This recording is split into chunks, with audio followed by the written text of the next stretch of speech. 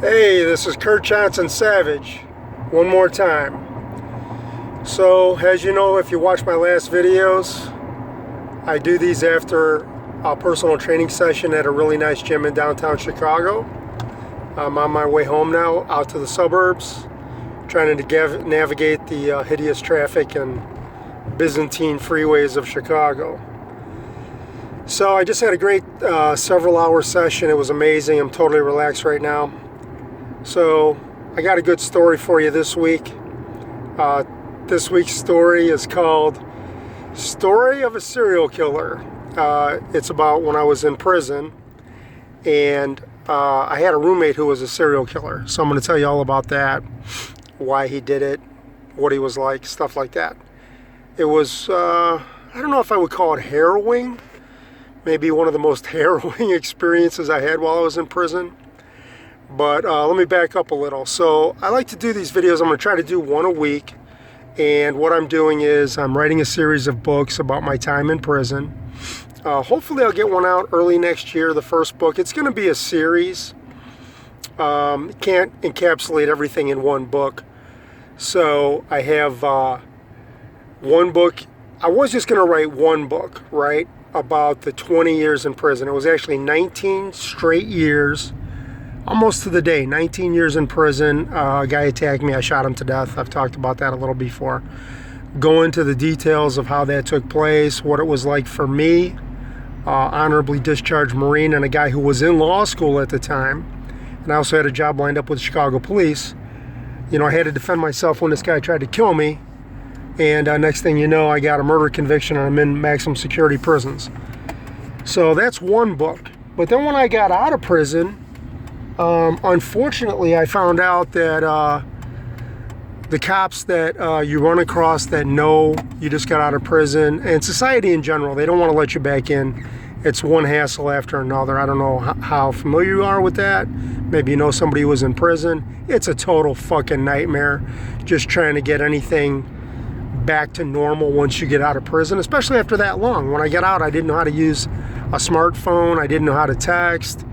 I had no idea what was going on, and no one will hire you. You'll be lucky if a school lets you back in just to take some classes so you can catch up on the technology and stuff like that.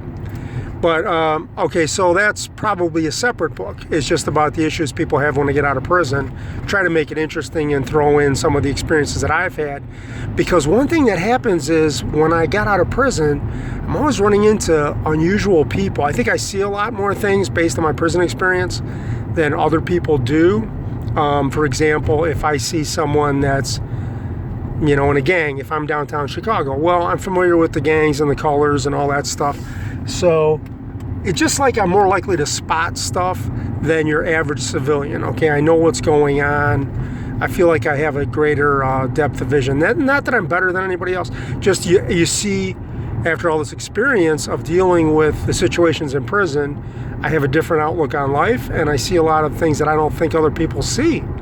And it's kind of shocking to me, but I do see like underneath the surface a little bit, right? Like you're not going to take what a cop says at face value. You're going to know it's probably bullshit after you've been in prison for 20 years. People are realizing that now with the Black Lives Matter and the killing of George Floyd and all that. But that was before I first got out. I was out for years before that happened. You know, cops have falsely arrested me since I've been out. I'm suing at least one cop right now.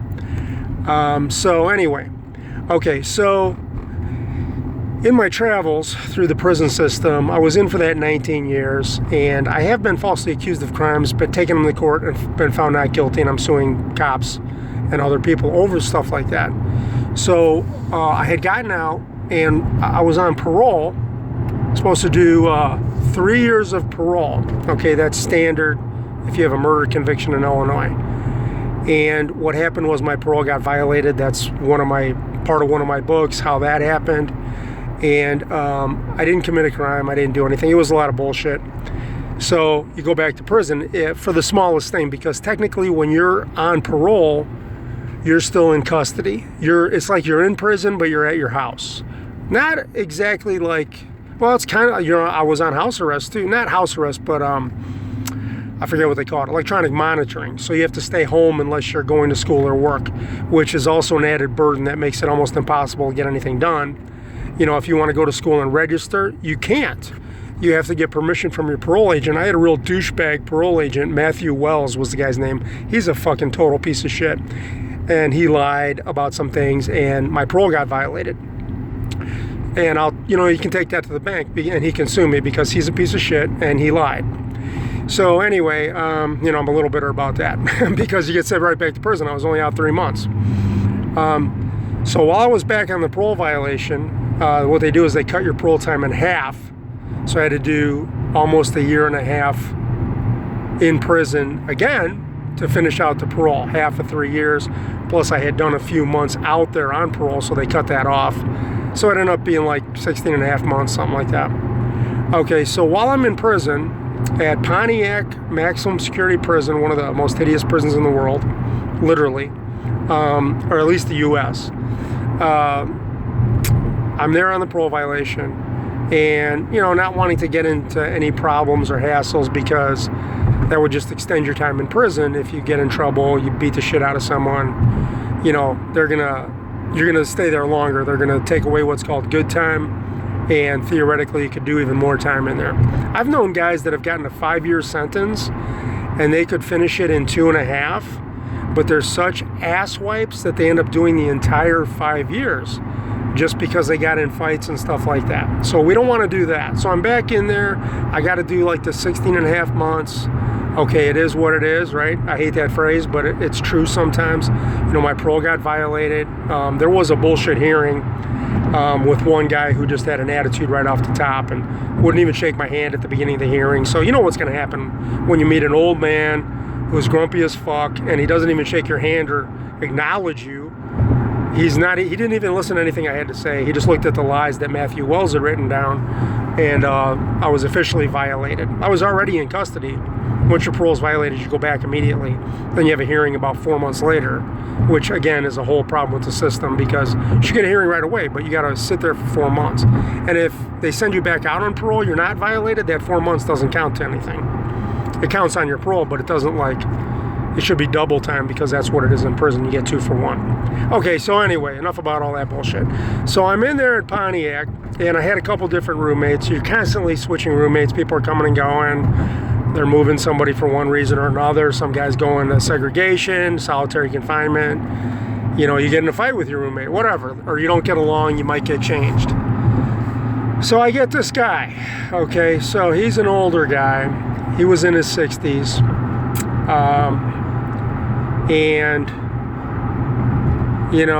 I didn't really know anything about him. He had a few tattoos. Like I said, he was old. Didn't look like much of a threat, really. So, okay, fine, whatever.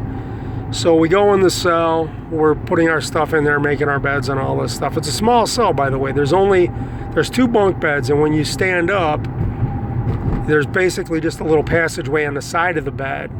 And then the bars are in the front, and those pretty much come to the bunks. So if you can imagine, you've got a cell with bars, you've got the 2 bunks, one on top of the other, bunk beds, and then you got a little passageway on the side, and then in the back corner there's a sink, and behind the bunks there's a little toilet. That's it. Most cells are like that. They're usually 7 feet by 9 feet.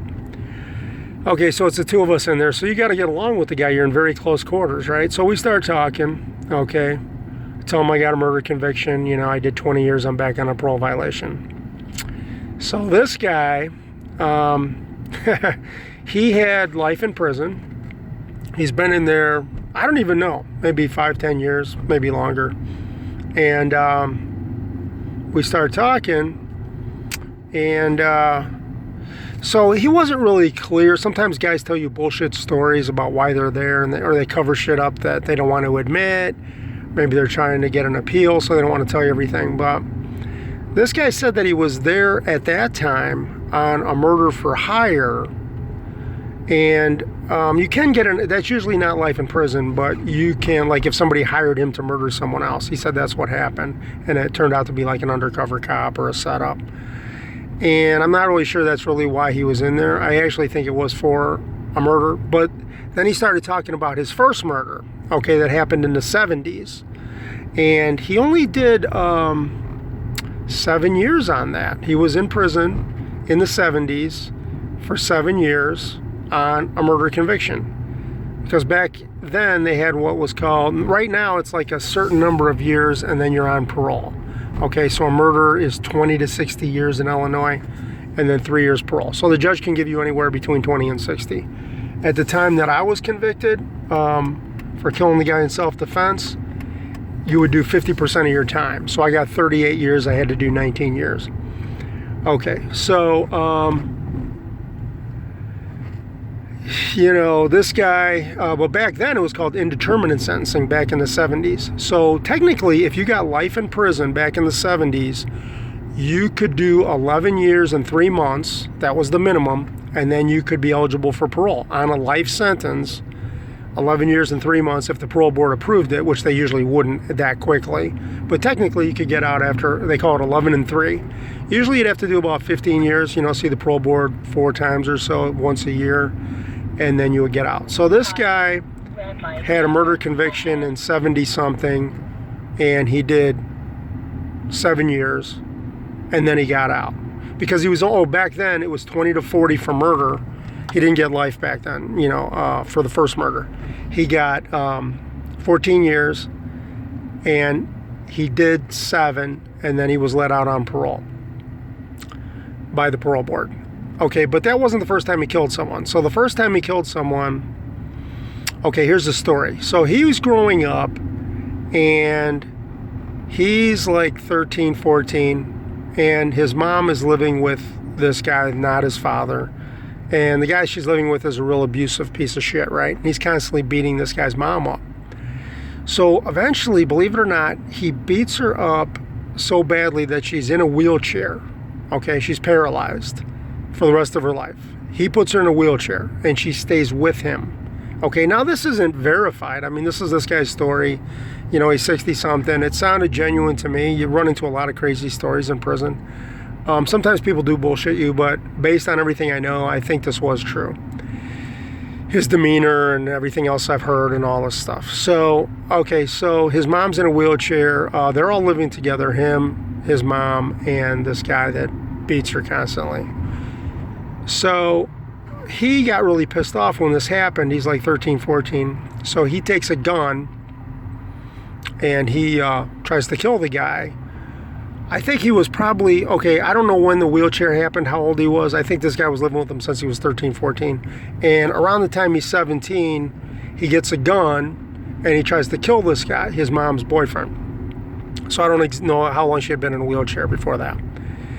But he shoots the guy, but he doesn't kill him. So he's charged with attempt murder, right?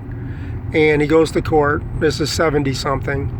And the judge says, okay, look, back then, I guess, they gave you an option of joining the military or going to prison. So he joined the military, okay? That took care of the case for shooting his mom's boyfriend. You know, tried to kill him. I don't know how badly the guy was injured. Apparently not that bad. So the guy goes to Vietnam. Okay, he's in heavy combat for months and months in Vietnam. And he comes back, like maybe after a year in Vietnam, right? And only to find that his girlfriend, you know, this girl that he'd been going out with before he went to Vietnam and that he's been keeping in touch with while he was there, she's in the hospital. Some dude beat her ass, right? And I have no idea why he didn't go into all that. But some guy beat her up pretty badly, put her in the hospital. So serial killer guy, my roommate in Pontiac, at this time, he gets really enraged. And he just got back from Vietnam. He's been in heavy combat. He's already shot and tried to kill one person. And so he gets a gun. He tracks down the guy that beat up his girlfriend. He gets him on his knees in an alley, shoots him in the head, kills him. Then he cuts the head off of the body and he sets the body on fire. Okay, so he gets convicted of murder on that, obviously. That's the murder he only did 7 years for. So what's weird is, well, okay, so then he His uncle, one uncle was in the mob, and the other uncle was like a guy who would do robberies and stuff like that. So with these two uncles, he had some mob connections, and he was also a member of the Latin Kings street gang. So he had some tattoos on each arm. On one arm, he had a barbed wire tattoo with 4 barbs on it. And on the other arm, he had what's called a cholo. It's like Latinos will have that tattoo sometime. It's like a cool guy. It's like a guy with a little fedora and a little mustache and goatee and sunglasses usually. So for the eyes on this tattoo, there were 2 like gunshots, like gun blasts, if you can imagine, in place of the eye. So he said those tattoos represented the murders he's committed. He's committed 2 murders for the Latin Kings. That was the 2 blasted out eyes on the cholo on one arm. And then 4 murders that he's done apart from that are the 4 barbs on the barbed wire tattoo. So he is proud of these murders, and he wears them, you know, like a coat of armor, kind of, his 2 tattoos representing the 6 murders that he's committed. So he told me after that first murder, okay, he did the 7 years, he gets out. Then he started doing contract killings for the mob, you know, connections through his uncle. He did the 2 killings for the Latin Kings. So, you know, obviously that's hideous. We can't understand why someone would do that, right? You'd have to be an expert on serial killers, a psychiatrist, forensic psychiatrist, whatever. But the thing is, and you know, maybe I'm wrong for this, but that first murder, I don't endorse it. You know, I'm not endorsing any of this. Okay, I killed the person myself. That was self-defense and or reacting to them trying to kill me. If it had been a manslaughter conviction, you know, 2 years probation, whatever, fine. You know, the guy ambushed me, attacked me, I shot him 4 times. I feel I had a right to do that. But this guy here, okay, he's the contract killings, okay, obviously morally reprehensible, right? 2 killings for the Latin King street gang, there's no excuse for that. That's total bullshit. But this first shooting, I can understand it. You know, when he, he shot his mom's boyfriend because he beat her up and put her in a wheelchair. Not legal, of course. And the guy should have been arrested. His mom should have filed a complaint or whatever, but you can understand why he did it. You can understand it. You may not agree with it or accept it, but you can understand it. That's what I'm saying. So the first shooting, the first killing, where he got back from Vietnam, and the parallels between, you know, his girlfriend is in the hospital, beat up by some asshole, right? So you can just imagine he was enraged when his mom got put in a wheelchair by her boyfriend. So all that, I'm sure, is brought up again. And, you know, he's feeling all those feelings all over again. And now someone else that he loves has been beaten up and put in the hospital. So he just went crazy and he tracked this guy down. I mean, it wasn't a spur of the... Look at this guy here. It wasn't a spur of the moment thing. I guess the guy thinks that shoulder's another lane. So I'm so nice I let him in. So, but you can definitely understand it because you had all those feelings about his mom, and then those are all transferred to his girlfriend and the guy that beat up his girlfriend. So you can definitely understand. You don't have to accept it or approve of it, but I feel like you can understand why he killed the first person. But that brings up a lot of questions like, okay, once you kill one person, is it easier to keep doing it? You know, because then he had the influence. You know, he said that he started like a life of crime when he was 14 or something like that. Because look at this guy. See, this guy has no remorse because he got let in, and now he's going to go back on the shoulder again for no fucking reason, right? We're in heavy traffic. You just got to wait your turn. Okay, so anyway, but you can understand why he would do that. Because of his mom, basically. And, you know, would it be nice if his girlfriend had fingered the guy and pointed him out to the police and he got arrested and went to prison for a few years? Yeah, of course. I'm not saying it's right. I'm just saying, because that's the thing. I met a lot of hideous people who've done a lot of horrible things when I was in prison. I was usually always in max prisons, and you meet the worst of the worst. And it was always interesting to me, like, why they did what they did or how it came about. Not that you agree with it or think it's good, but I mean, it's interesting as to why it happened. So I could definitely understand why this guy committed the first murder. Okay, totally understandable. Again, I'm not saying he should have done it. I'm just saying it's understandable. But then after that, just totally unacceptable. But he's a serial killer, right? He killed 6 people. But the thing is, he's not really a serial killer like a crazy person like Jeffrey Dahmer, right? He's not eating people. He's not like you see in these movies where he's got like some crazy pathological psychosis going on or anything like that. No, this is a totally reasonable guy. You could talk to like anybody else. And that's the thing.